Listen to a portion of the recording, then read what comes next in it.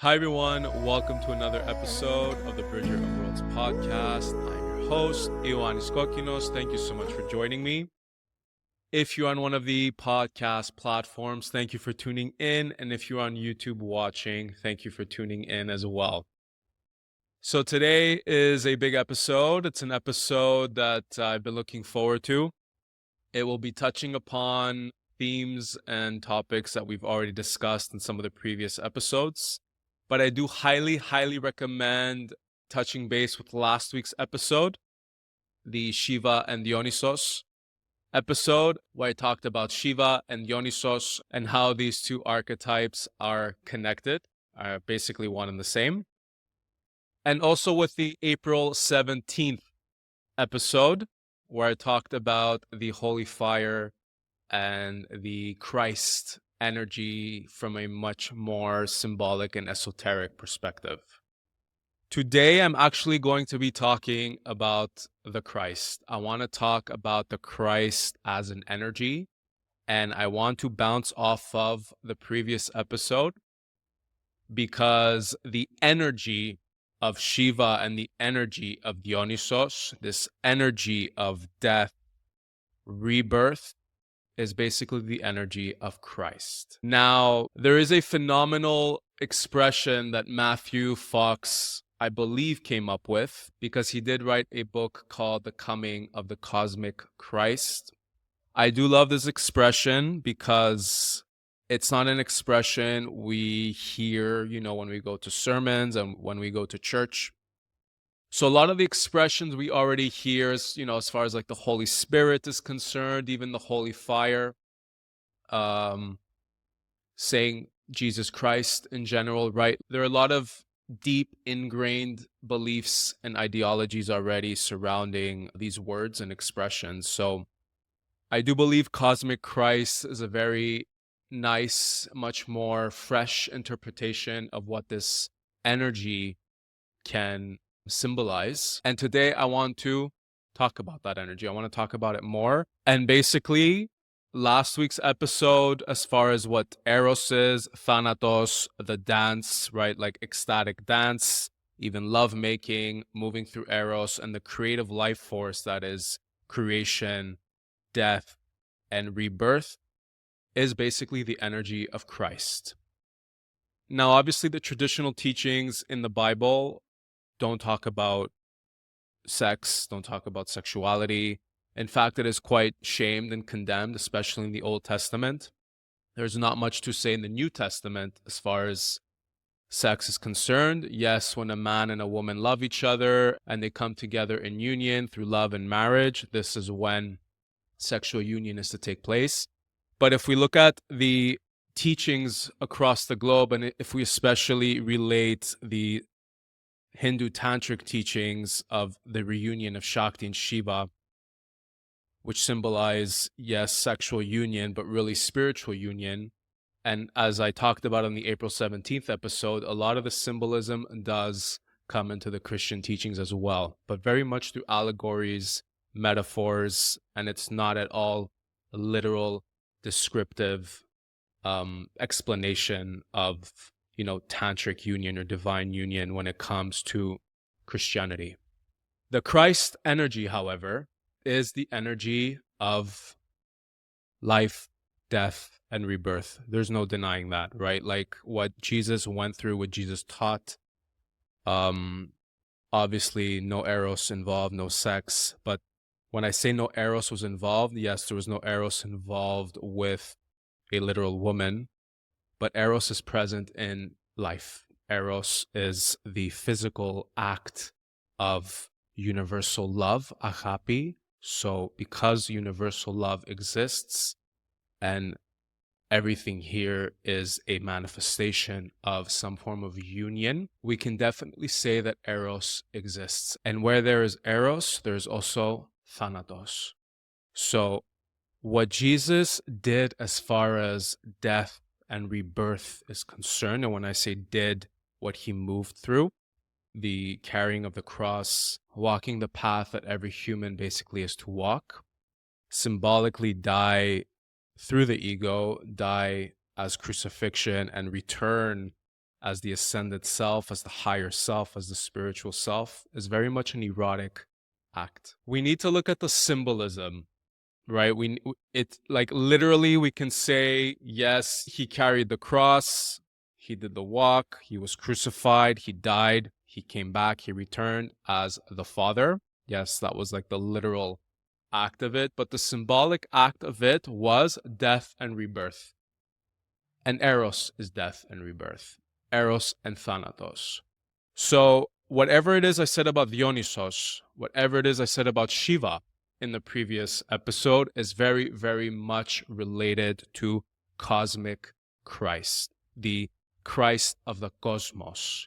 So in modern day Greek, the word cosmos translates to population, the people. When we talk about a nation or we talk about a specific country, or when we talk about people out in society, out and about, we say cosmos. But in ancient Greek cosmology, cosmos actually means the different parts of the universe, the different pieces of the universe coming together to basically create harmony, armonia. Harmony is the manifestation of different pieces and parts coming together to work together. Synergy, harmony.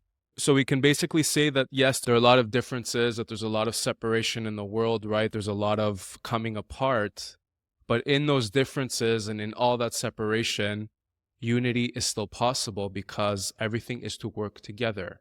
We see this in nature. We see this through our ecosystem, right? Like, think of all of the different parts in nature working together, all of the different elements, all of the different compounds. So when we say cosmic Christ, that's what we mean. We mean the energy of Christ bringing all of the different pieces, all of the different aspects of creation together. And Christ, as I talked about in the April 17th episode, translates to fire. Now, of course, this fire is not literal. It is energetic. It is symbolic. It is spiritual. So cosmic fire basically equates to holy fire. So we have the holy fire within us. But the holy fire, of course, exists out in the cosmos, out in the universe. And this is cosmic Christ. Now, the traditional teachings don't necessarily talk about like dance, ecstasy, right? I talked about ecstatic dance last week. I talked about Shiva as the world dancer. But again, symbolically, this different pieces, different parts coming together as cosmic Christ basically represents the dance of life, because that's what dancing is. That's what dance, the symbol of dance represents, is different movements coming together as one entity, right? We have one body, we are one person, we are one self. And when we are dancing, it seems random.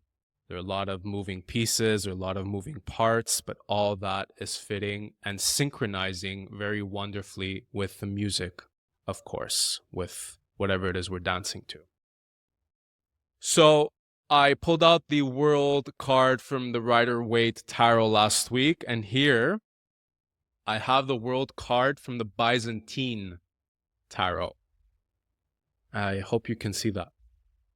So in the Byzantine Tarot, the world card is Cosmos. The Byzantine Tarot deck is basically the Rider-Waite with Byzantine influenced art and scripture. So where I talked about last week, right, like the world is the world dancer, Shiva dancing on top of the world at the end of the Fool's Journey. Dionysus as an expression of ecstatic dance to go through an experience of death and rebirth. As we can see here, and as the creators of the Byzantine Tarot so brilliantly concluded, that the world dancer, the energy of bringing heaven on earth together is through the Christ, is through Cosmos, the cosmic Christ. And in the card, we can actually see Jesus Christ in like an almond-shaped image. This is the mandorla, which translates to almond in Italian. And this was a symbol for the bridging of heaven and earth. I think a lot of the conventional understanding of like how to reach Christ is very much about moving away from the material experience. And this is why I love esotericism and mysticism in general. So obviously that translates into esoteric Christianity, but esotericism exists everywhere. It exists in all religious schools of thought, and esotericism existed before any organized religion ever existed. And esotericism contains archetypes, it contains symbolism, and as I keep saying, these are the original patterns and the original meanings of the specific symbols in question that keep showing up. So, to say that the cosmic Christ is actually the bridger of heaven and earth, it goes without saying that we cannot get there with our sexual, creative, erotic, spiritual energy. In the traditional texts, you won't find what it is I'm talking about. This is all through symbolism. Because the main message of Jesus Christ's teachings was love.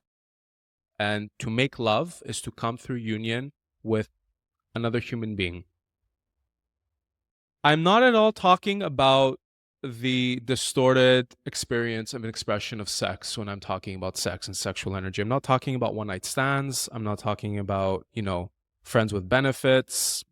Okay, that's a little bit that could be talked about. I'm not talking about the experience of sex as a highly unconscious act. Because as I said already, sex is probably the most unconscious act we can move through. The idea here is to make it conscious. The idea here is to bring in consciousness. Where the unconscious resides, wherever the unconscious is also where consciousness is. And consciousness is the Christ. When we're talking about the Christ as energy, when we're talking about Christ consciousness, that's what we mean. And we need to go into the unconscious to get to the consciousness. And symbolically, the unconscious is dark. Consciousness is light. We need the dark to get to the light. Dark does not equate to evil. Yes, it's messy. Yes, it's volatile. Yes, it's primal. Yes, it's the animal. But this does not make it evil. We need to move through those energies and aspects of our nature and our life and our psyche to get to the good stuff, to get to the higher emotions, to get to freedom, forgiveness, love, joy, dance, Eros. When we think of Jesus Christ, as far as Christians are concerned, and those of us who have been raised with the Christian teachings, we think of the man that taught of love and community and forgiveness and compassion, who bared the cross, who bared the sins of humanity, who died through a very painful ordeal and came back resurrected in order to showcase that this is not all there is, and ascended and became the Father, became God, became the light. If we look at that all from the symbolic perspective, of course, this is what we all have to do. And why I very much connect this to the erotic experience is because of Eros and Thanatos, is because of creation and destruction.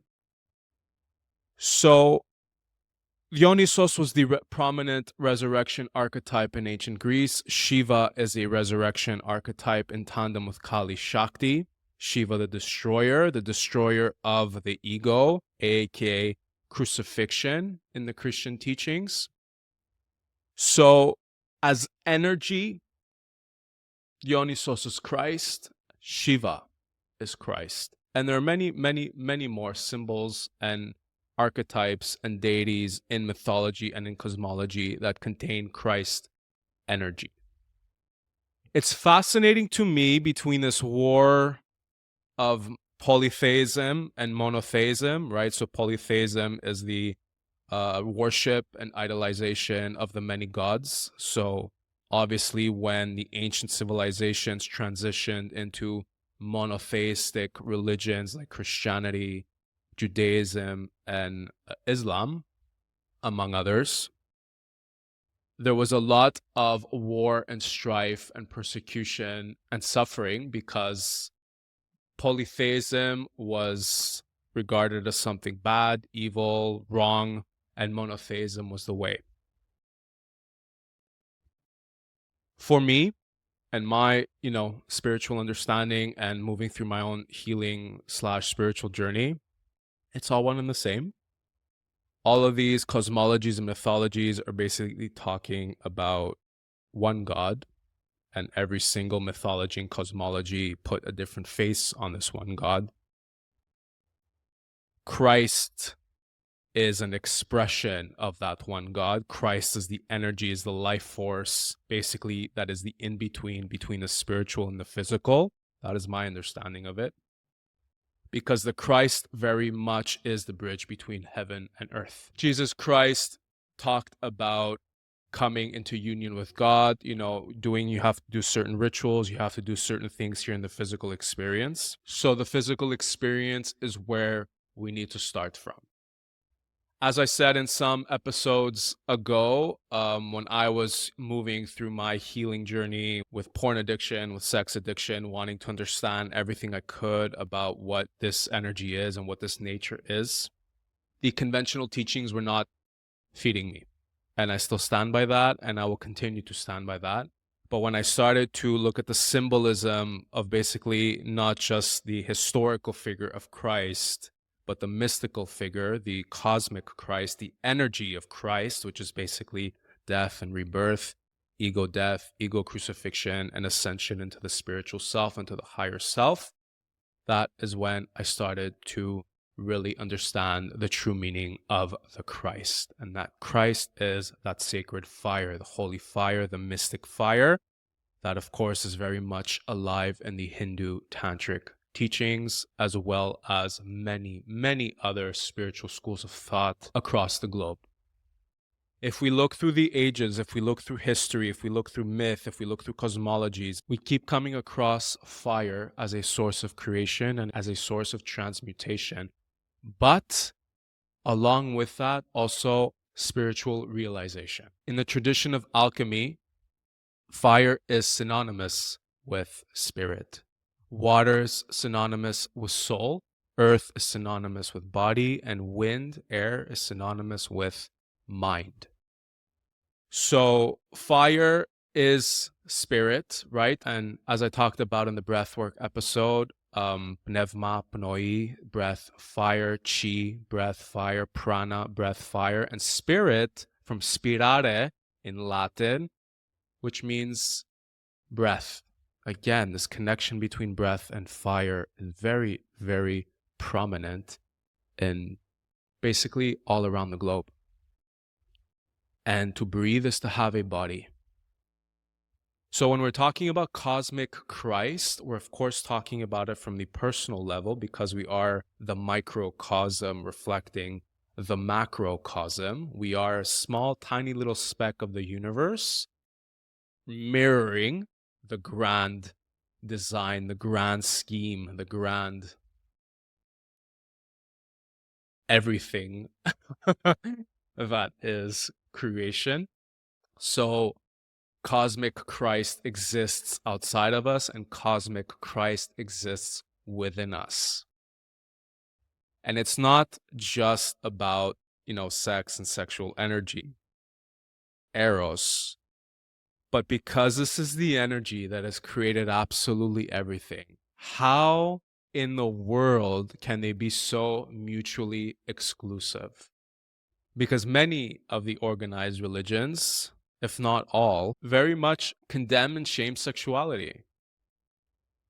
I get that. I mean, sex can be very misused, very traumatizing, right? We see how distorted it is in our modern day age, how much it's been treated as just some form of escapism and misuse of power.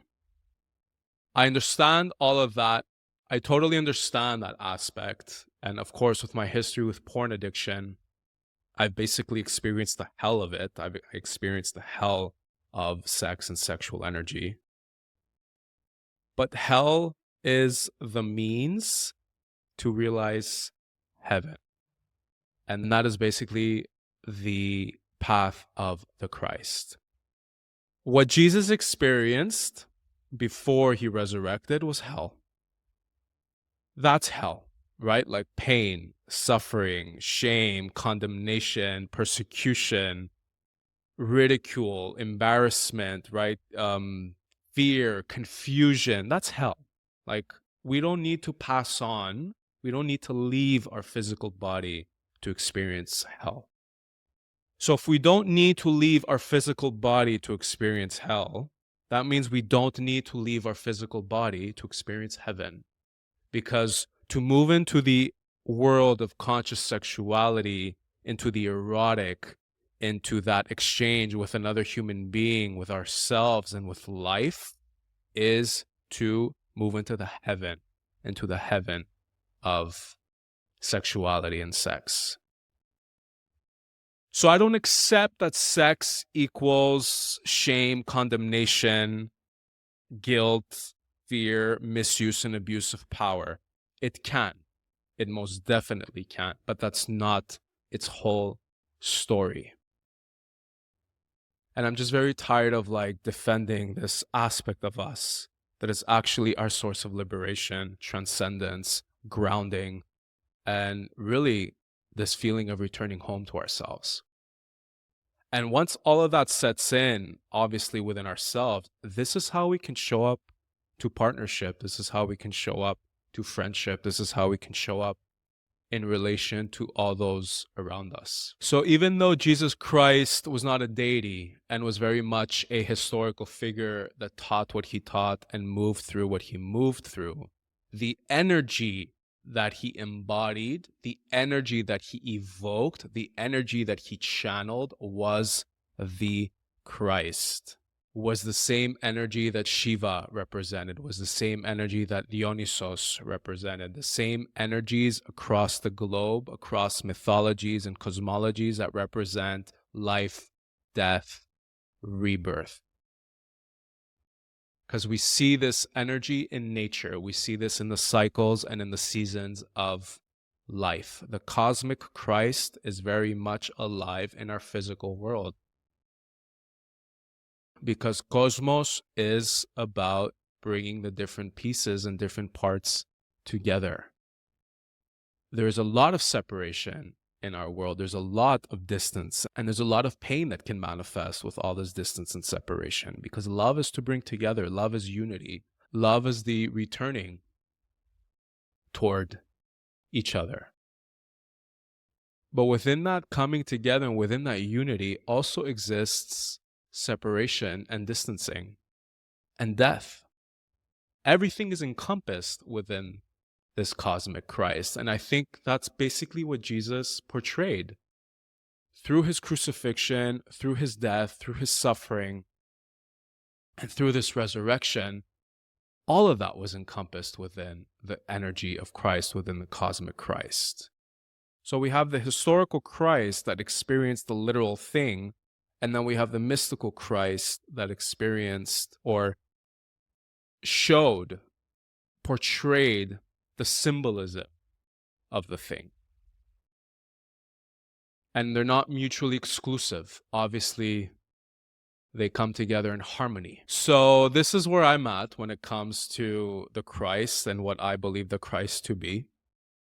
It has helped me very much in understanding my sexual nature, my erotic nature, my creative nature.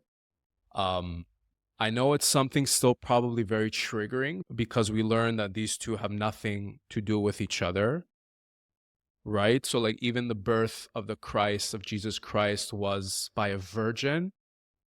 This is symbolism.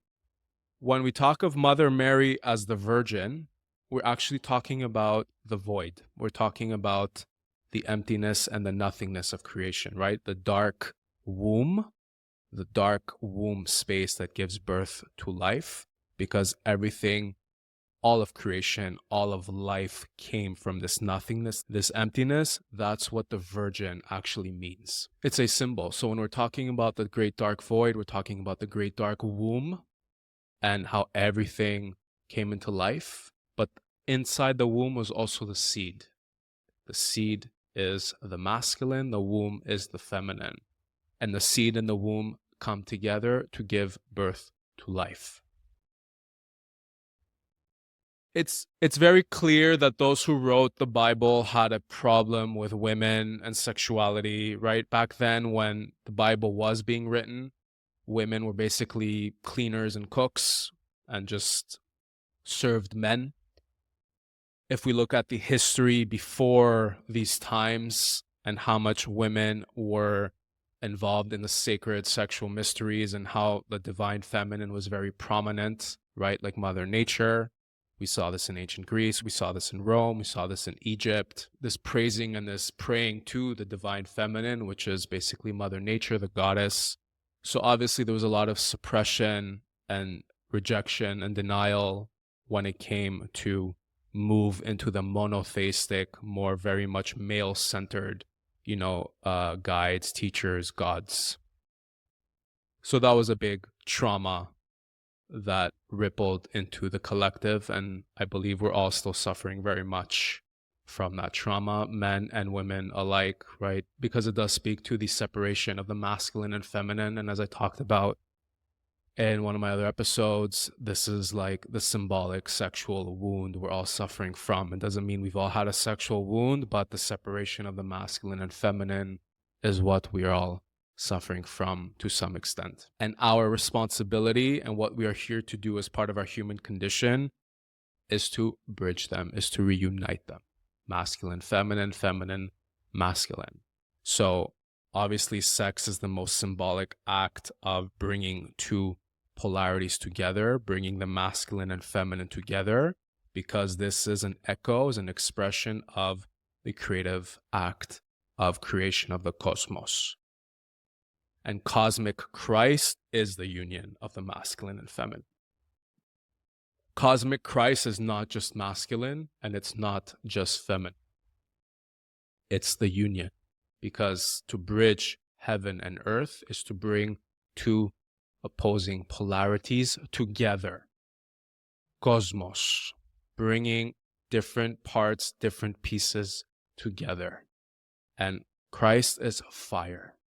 The sexual fire, the holy fire, the spiritual fire, it's all one fire. So I think this episode touches base with quite a few episodes I talked about. So I hope you enjoyed that. I think I will leave it here today. That's enough food for thought for sure.